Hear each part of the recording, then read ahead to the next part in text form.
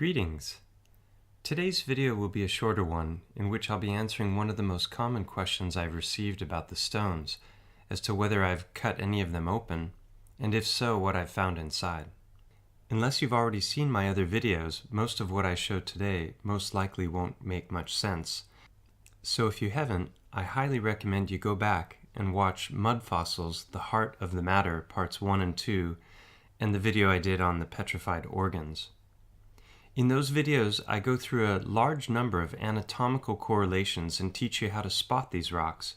If you've already seen the videos, you'll easily recognize the structures and reoccurring themes in the stones I show you today.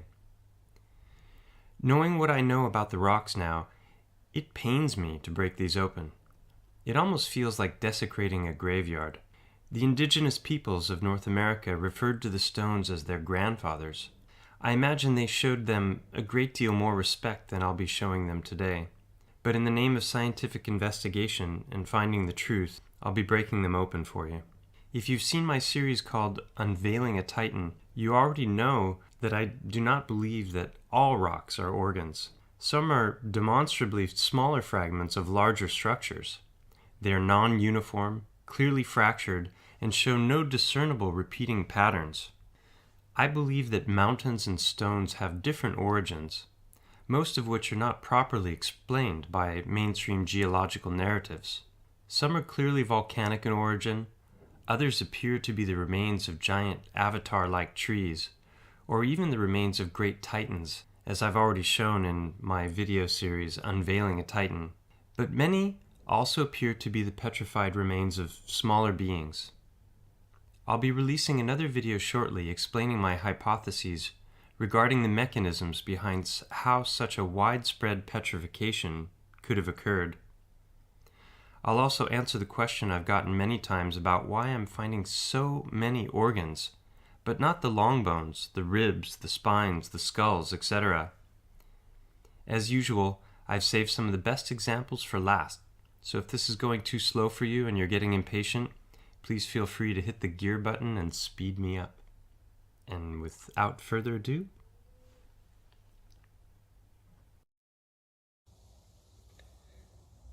several people in the comment threads have asked me about what's inside the rocks and talked about having me cut them open. I don't have a saw to do that, but I can break them open, and I've done that on many occasions. Here's one. You can see the pinkish color, I hope, in the video, and we've got the classic shapes that I've already talked about on several occasions, and you can even see the remains of some blood vessels and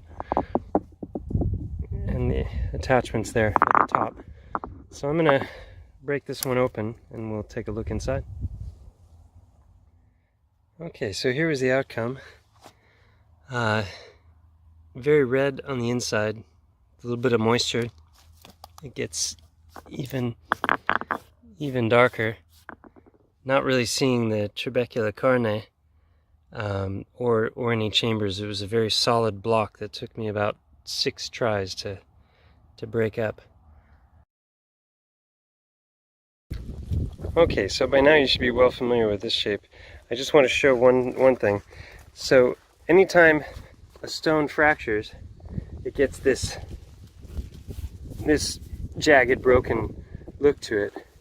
This is nice and smooth, but if we turn it over, you can see here that the rock can't fracture without showing it, and it's almost revealing like an internal grain. So that is how they look when they've been broken. So I found this one, which was already broken, you can see there, and then I turned it, and look at what it revealed. And it doesn't come out, but you can see if that piece was there that's broken off, which happened to reveal chambers inside the rock, that it would have that same shape as so many of the other ones.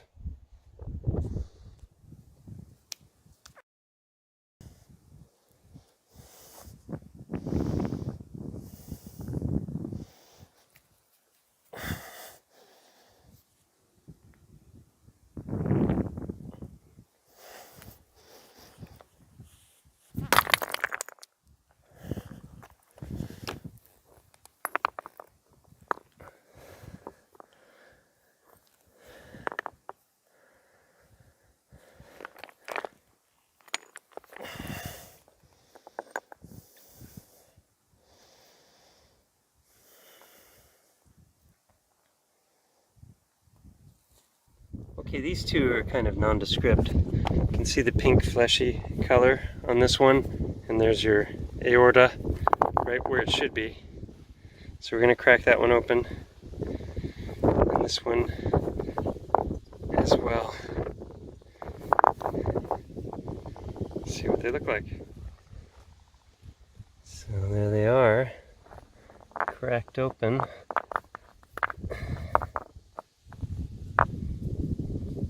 You can see the reddish section there, pink. This one exposed a blood vessel that was inside. All you saw on the outside was a crease, but when you crack it open, then you can actually see the remains of the blood vessel or the chamber.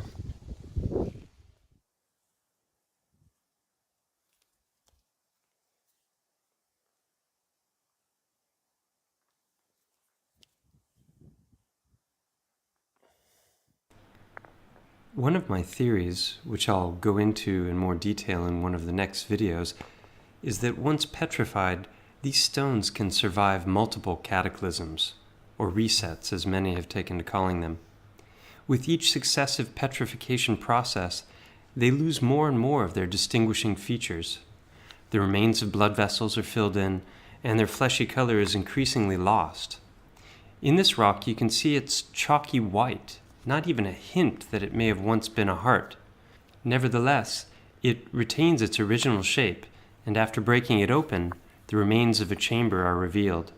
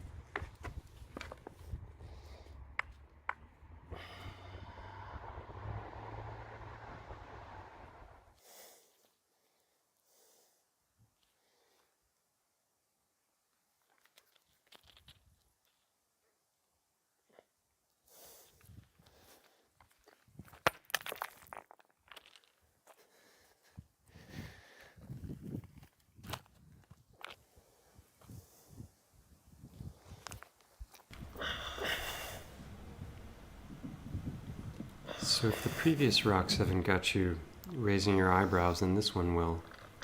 There's your aorta, vena cava, the reddish color.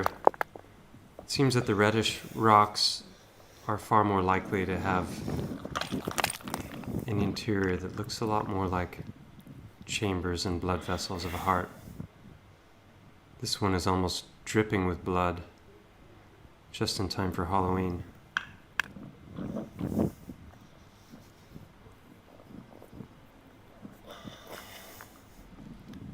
Next, I'll be getting a microscope, taking a closer look at these. And if anyone knows of a cheap, great way to test that material for DNA, I'd appreciate it.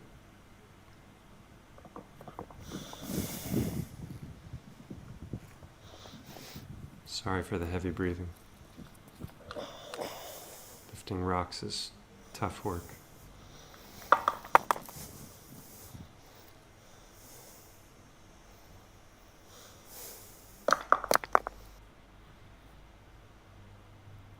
Remains of a papillary blood vessel. Papillary muscle. There as well.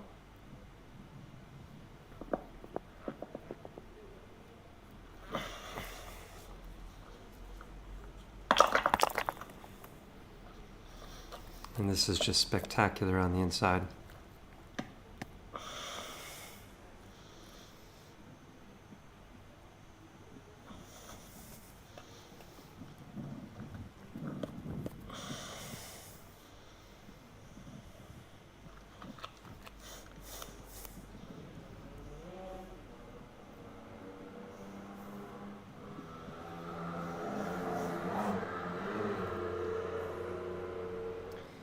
And there's, again, your remains of a papillary muscle. Sometimes you can see the valves as well.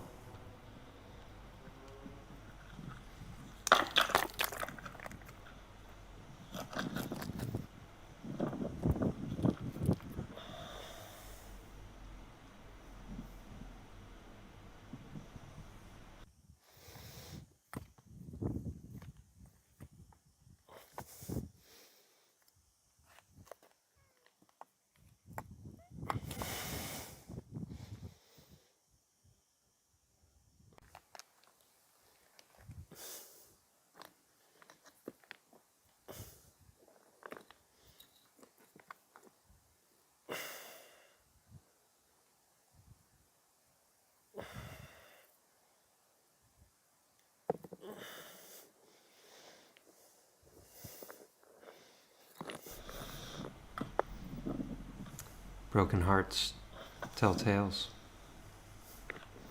Thanks for watching.